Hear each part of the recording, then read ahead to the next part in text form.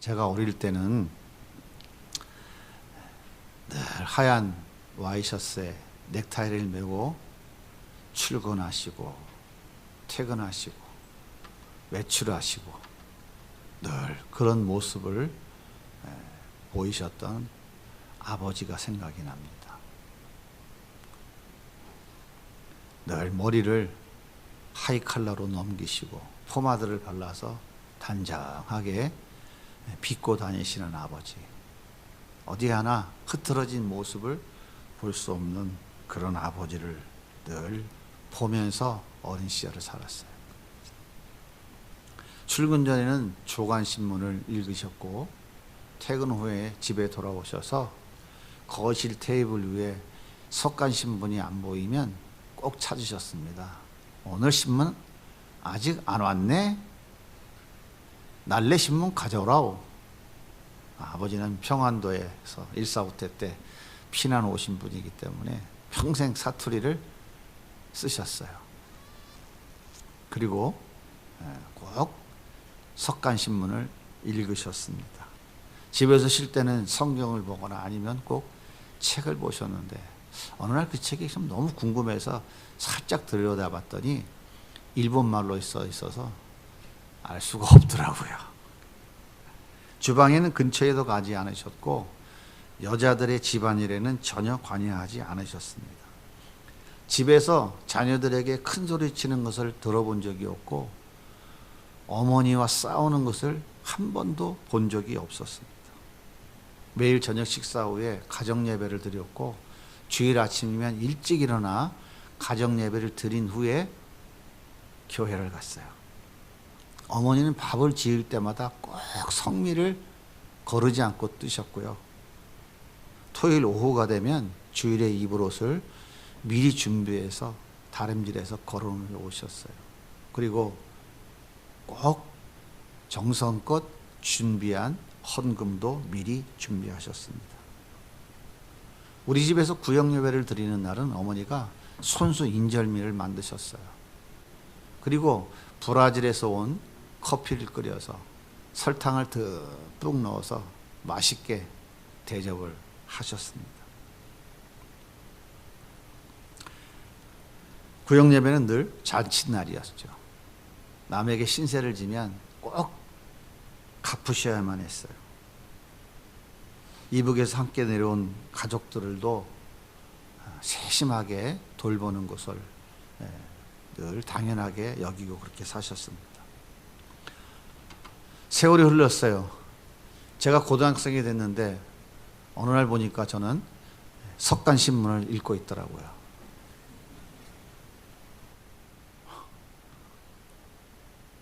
그리고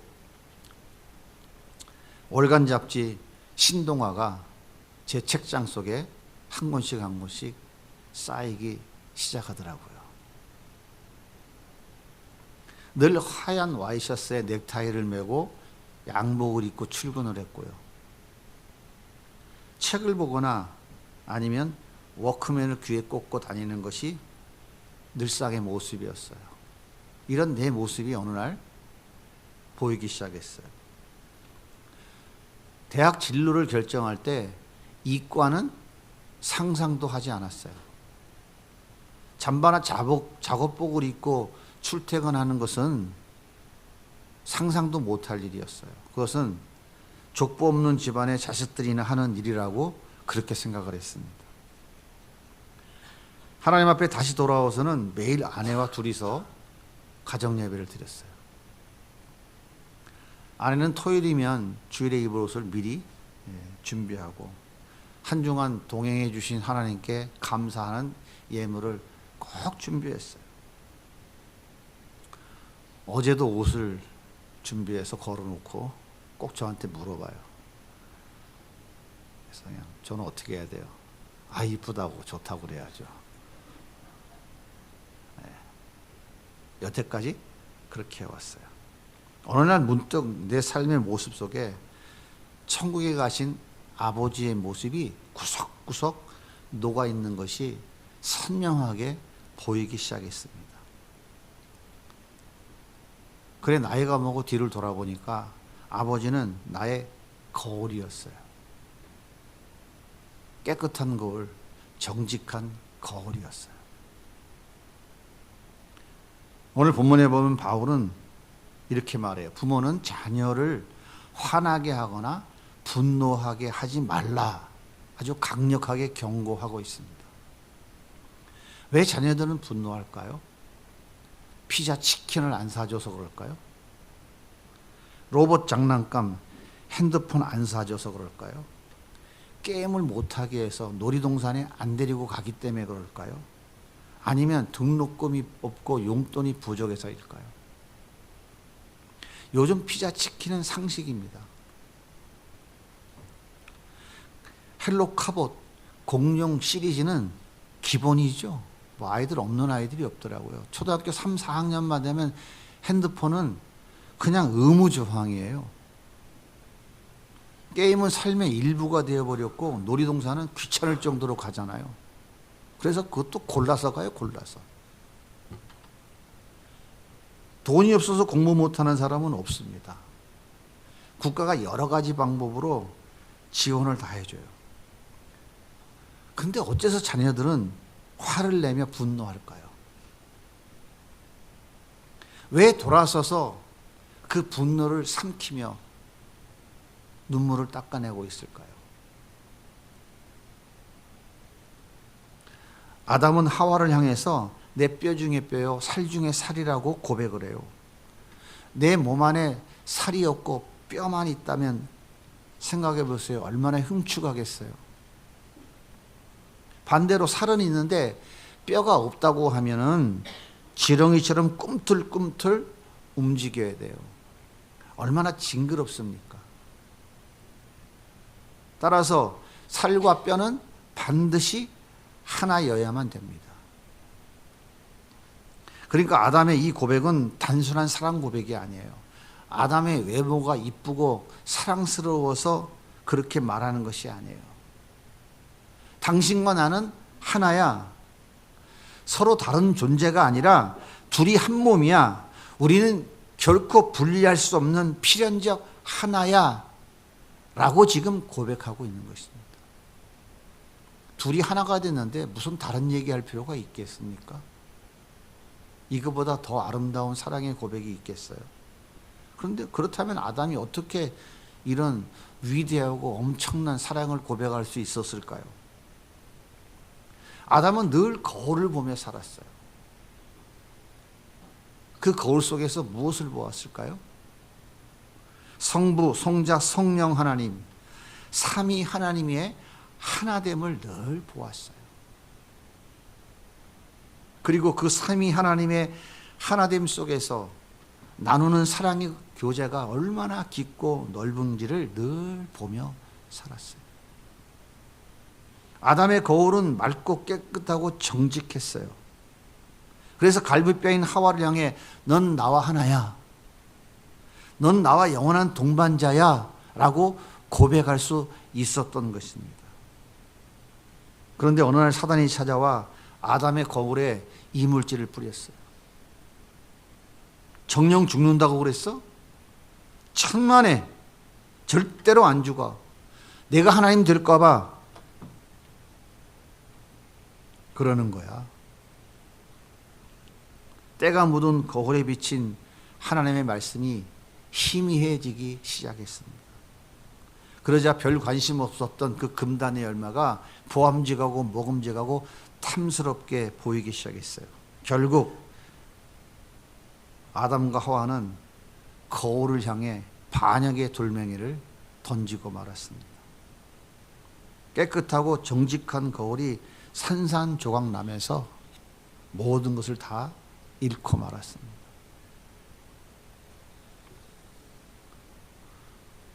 자녀들이 부모를 향해 화를 내고 분노하는 이유가 도대체 뭘까요?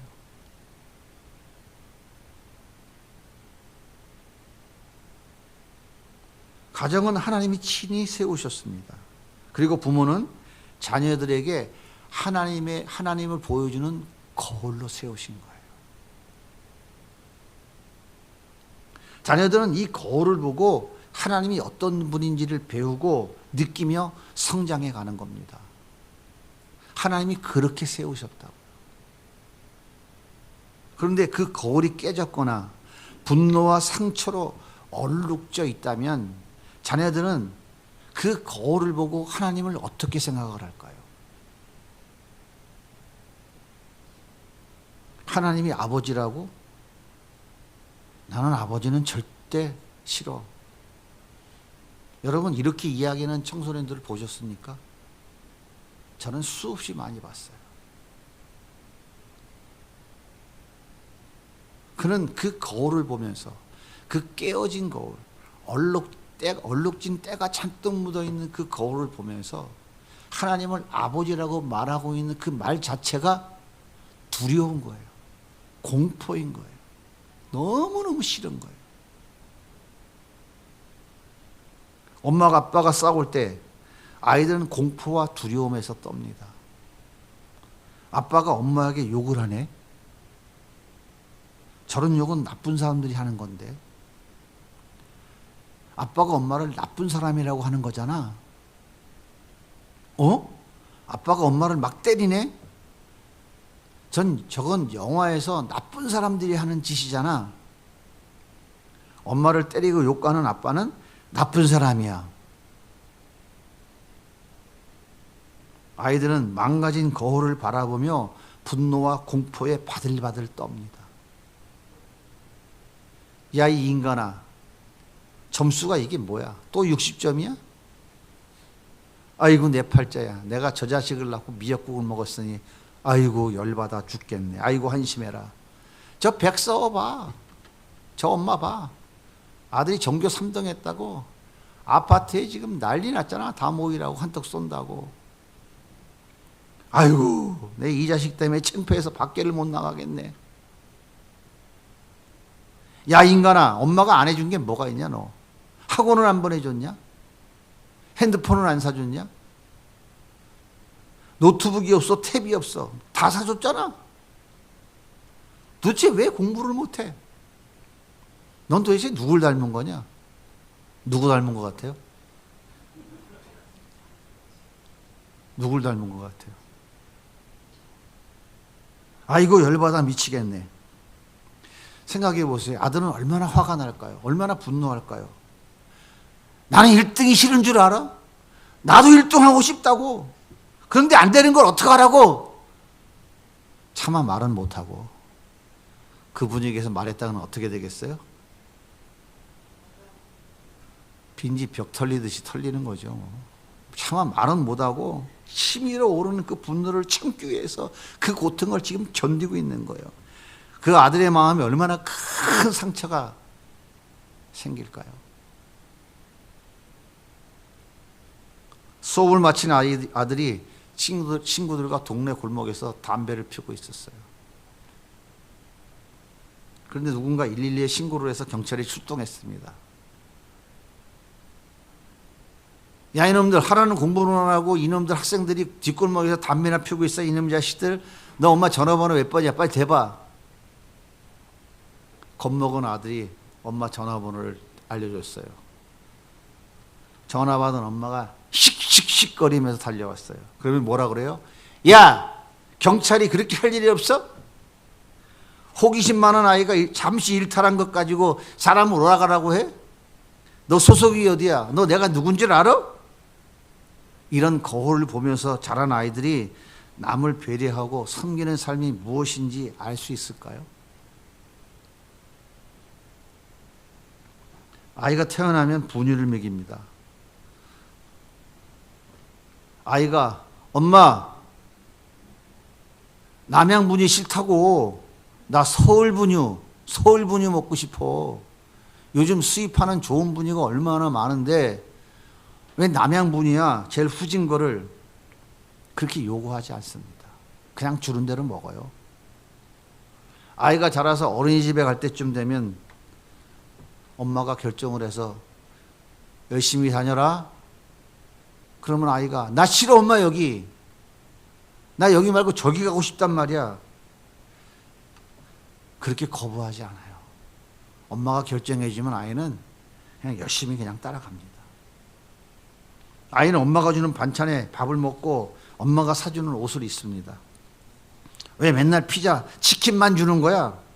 이거 많이 먹으면 콜레스테롤 수치가 높아져서 심혈관 질환 생긴다는데 왜 맨날 이런 것만 주는 거야? 따지지 않습니다. 그리고 열심히 받아먹고 아이가 통통 살이 오르면 우리 아이가 참 건강하다고 그러죠. 아이가 놀아달라고 못 채면 엄마가 뭘 꺼냅니까? 뭘 꺼내요? 다 육중에 있어서 모르나? 엄마들은? 애들이 놀아달라고 보채고 그러면 뭘 꺼내요? 네, 핸드폰 꺼내죠. 핸드폰 꺼내서 뭘 켜줍니까? 헬로카버 켜주잖아. 헬로카버. 공룡 이런 거 영상 보여주잖아요. 그 순간 아이의 집중력이 대단해집니다. 저런 집중력이면 하버드도 갈 수 있어. 엄마 이런 영상 많이 보면 전두엽이 망가진잖아. 바보 된다는데 안 된다고 해야지. 회초리로 때려서라도 보지 못하게 해야지. 왜 자꾸 보라고 켜주는 거야? 이렇게 따지는 아이가 한 명이라도 있나요? 있습니까? 없습니까? 우리 집 아이는 안 그러죠. 그렇게 성장한 아이의 그 삶의 이야기가 그 아이의 세계관을 형성하는 거예요. 그 아이의 신앙과 인격과 성품을 형성하는 겁니다. 세계관이라는 것은 어느 날 갑자기 생기는 게 아니에요. 세계관이라는 것은 책 몇 권 읽었다고 생기는 것이 아니에요. 그 아이가 태어나면서부터 그 시간까지 성장해 오는 그 사람의 삶의 전체 이야기로, 삶의 전체 이야기가 세계관을 형성하는 거예요. 그래서 그 세계관이 한 번 형성되어지면 쉽게 바뀌지 않는 것입니다. 난 아빠와 같은 남자와 절대 결혼하지 않을 거야. 난 내 자식에게 우리 엄마처럼 그렇게 하지 않을 거야. 다짐하고 또 다짐합니다. 그러면 지금 나는 어떤 거울일까요? 내 자녀가 나를 통해 무엇을 보고 있을까요? 혹시 내가 그렇게 싫어하는 엄마 아빠의 모습을 반사하고 있는 거울은 아닐까요? 대한민국의 청소년 문제가 얼마나 심각합니까? 우울증, 불안, 자살 시도 OECD 국가 중에 최상위권이에요.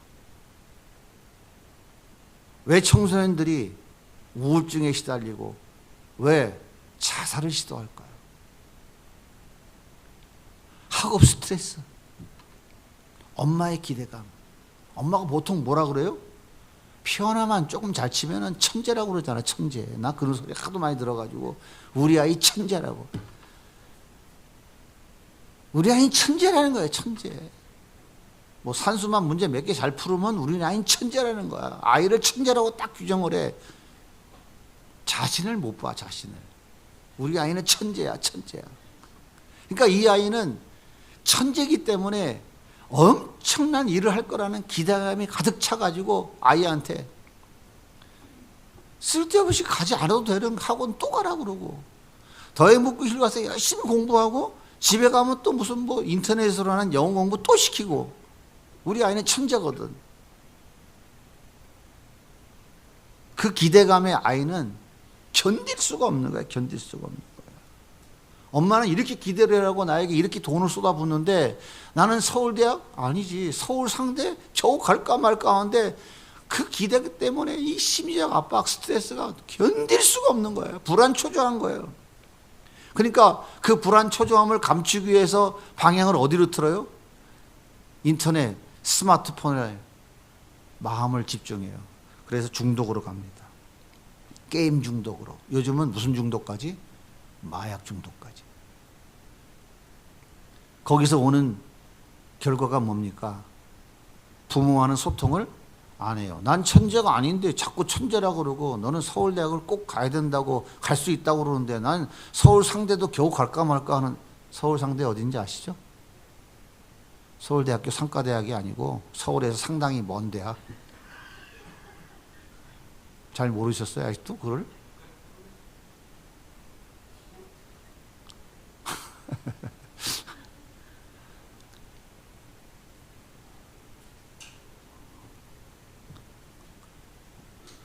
이 모든 문제는 어디서부터 시작됐을까요? 호기심에 의한 일탈 현상일까요? 사춘기의 철없는 짓일까요?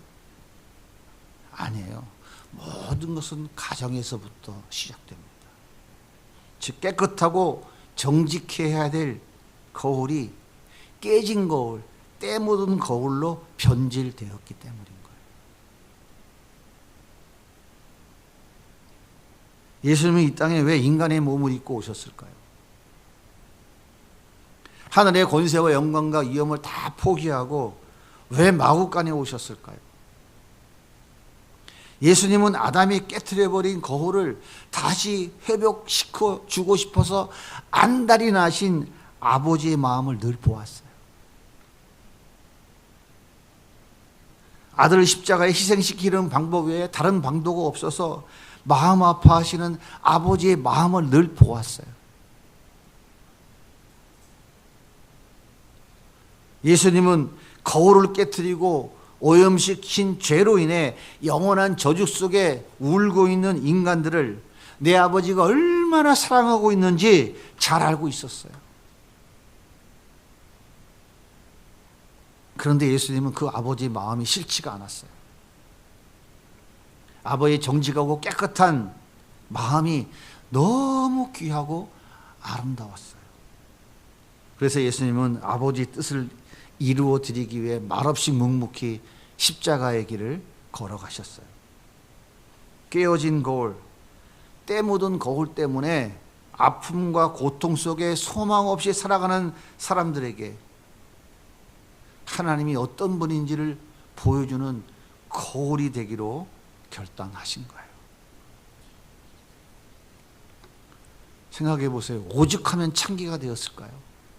오죽하면 노예가 되고 오죽하면 세리가 되었을까요? 그들의 거울은 얼마나 얼룩지고 얼마나 산산조각이 났을까요? 그 깨어지고 오염된 거울을 바라보며 그들은 얼마나 분노했을까요? 예수님은 그들의 마음을 너무나 잘 알고 계셨어요. 그래서 예수님은 그들을 찾아가서 그들의 분노와 절망 속에서 다시 회복할 수 있는 거울이 있다는 것을 보여주셨습니다. 정직한 거울, 깨끗한 거울. 하나님 아버지의 마음을 잘 볼 수 있는 아름다운 거울이 있다는 것을 확인시켜 주셨어요.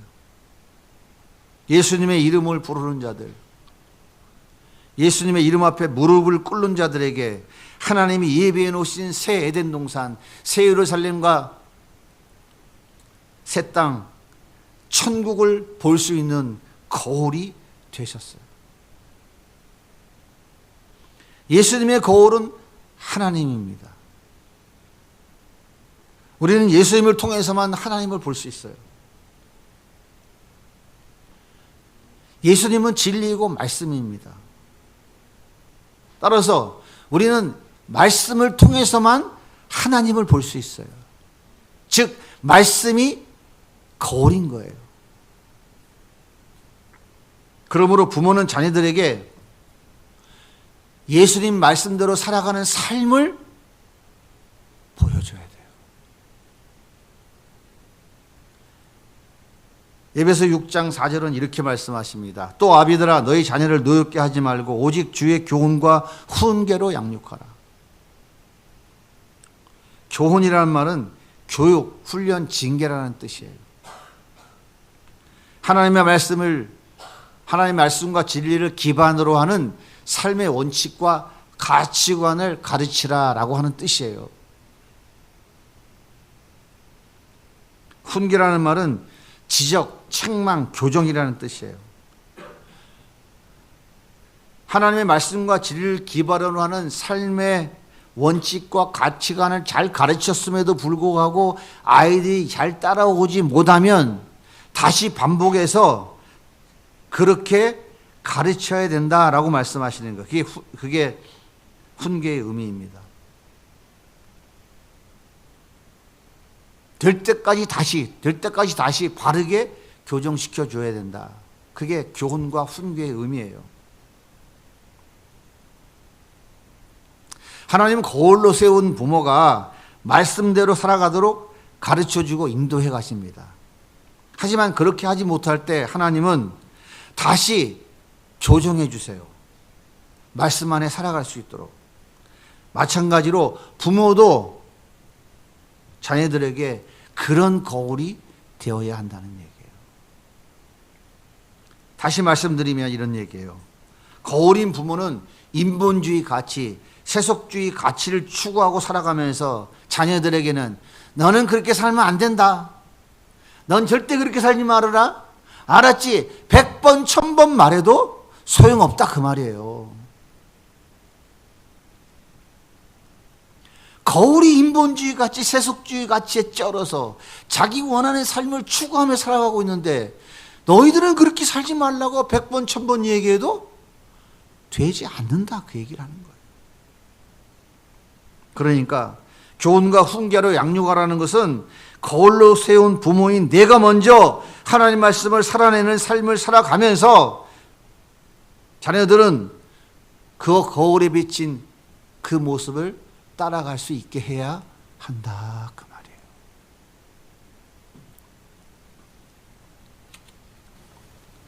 한마디로 정리하면 이런 얘기예요. 너는 안 하면서 네 자식은 하라고 그러는 것은 거짓말이다. 되지 않은 소리다 그 얘기를 하는 거예요.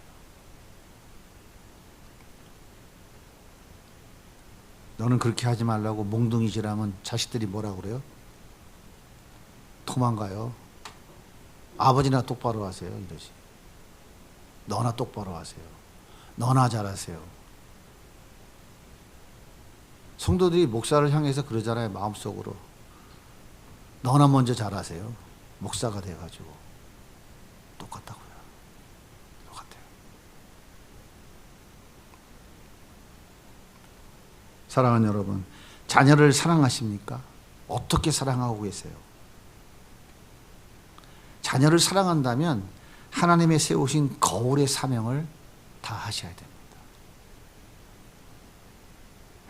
좋은 것, 원하는 것, 모든 것, 돈으로 해결하는 것. 그게 아니에요. 예수님을 보여줄 수 있는 거울이 되기 위해서 애쓰셔야 돼요. 말씀 붙잡고 씨름하고 말씀대로 살아내려고 애쓰고 수고하는 모습을 보여주어야 됩니다. 이것이 자녀를 진정으로 사랑하는 거예요. 돈, 먹을 것, 입을 것, 필요한 것 채워주는 것이 사랑이 아니에요. 그것은 자녀를 망하게 하는 독약이나 다름없습니다.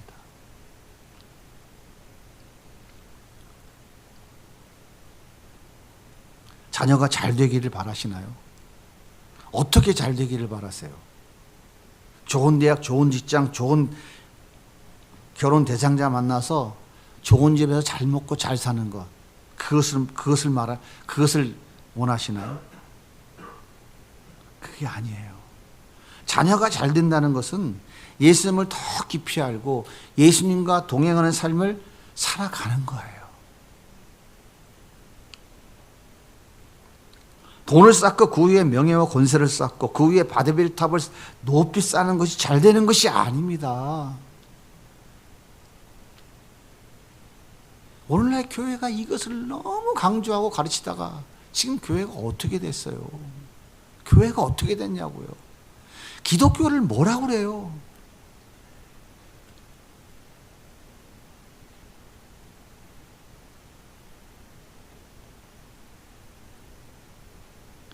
거울은 정직합니다. 거울은 거짓을 말하거나 속이지 않습니다. 하지만 깨진 거울은 여러 개로 보입니다. 정직하지 않습니다. 거울은 깨끗합니다. 거울은 그래서 있는 그대로를 보여줍니다. 하지만 때가 묻은 거울, 오염된 거울은 흐릿하게 보입니다. 정직하지 않아요. 부모는 자녀의 거울입니다. 자녀는 거울을 보면서 하나씩 하나씩 닮아갑니다. 그리고 마음에 하나씩 하나씩 쌓아갑니다. 그리고 그 쌓은 것들이 그의 세계관이 되고 신앙이 되고 성품과 인격이 됩니다. 그리고 그것이 그의 인생을 이끌어가요. 사랑하는 성도 여러분, 자녀는 내 것이 아니라 하나님의 것입니다. 하나님이 나에게 맡겨 놓으신 거예요. 내 멋대로 내 마음대로 소유권을 행사할 자격이 전혀 없어요. 나는 하나님이 맡겨주신 자녀의 거울일 뿐이에요. 하나님은 부모들이 자녀들에게 어떤 거울 되기를 원하실까요? 어떤 거울 되기를 원하실까요? 내 원한 좀 풀어도, 내 못 배운 한을 좀 풀어도 그거 대신해 주는 게 목적일까요? 하나님이 부모들에게 원하시는 거울은 예수님의 말씀에 목숨을 거는 거울, 이걸 원하신다. 예수님과 동행하기 위해서 모든 것을 아낌없이 내려놓는 거울. 예수님을 더 깊이 알기 위해 인본주의 가치를 배설물처럼 버리는 거울. 예수님의 뜻을 이루기 위해 내 인생 전부를 드리는 거울. 정직한 거울, 깨끗한 거울, 맑고 투명한 거울 되기를 원하십니다. 이거 하라고 가정을 세우시고, 이거 하라고 부모의 위치를 세워주신 거예요. 내가 못다한 한을 풀어주는 나의 대리 만족을 위해서 자녀가 존재하는 게 아니에요. 내가 이루는 것을, 내가 원하는 것을 이루어주는 대리 성공자로 하나님이 세우신 것이 아니라고요. 자녀들이 잘 되기를 바라십니까? 자녀들이 예수님과 함께 행복한 인생 살기를 원하십니까? 이 어두운 시대에 이 시대를 밝히는 하나님의 멋진 도구로 쓰임받기를 원하십니까? 그렇다면 부모가 먼저 정직한 거울, 깨끗한 거울이 되어야만 합니다. 맑고 깨끗하고 투명하고 정직한 거울이 되어 나를 사랑하는 예수님, 나 같은 죄인을 위해 자기의 목숨을 아낌없이 내어주신 예수님을 비추는 거울이 되어야 돼요. 이게 정답입니다. 학교에서, 학원에서 배울 수 없습니다. 돈을 아무리 많이 갖다 주어도 어디에서도 배울 수 없어요. 최고의 스승, 최고의 대학에서 배울 수 없습니다. 하나님이 거울로 세우신 부모가 정답이에요. 잘 안 되죠?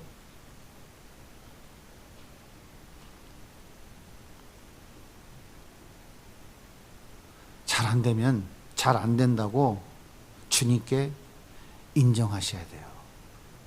근데 그 인정하는 게 하고 싶지 않죠?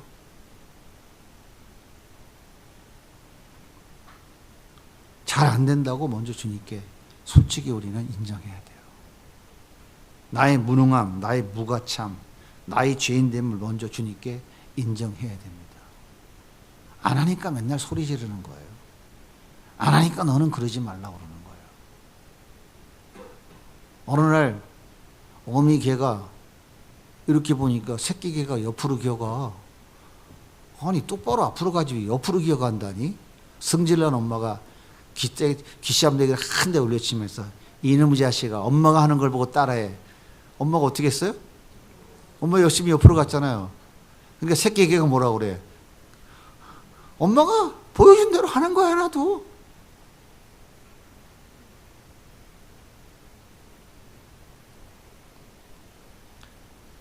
예수님 내 힘으로 안 되네요.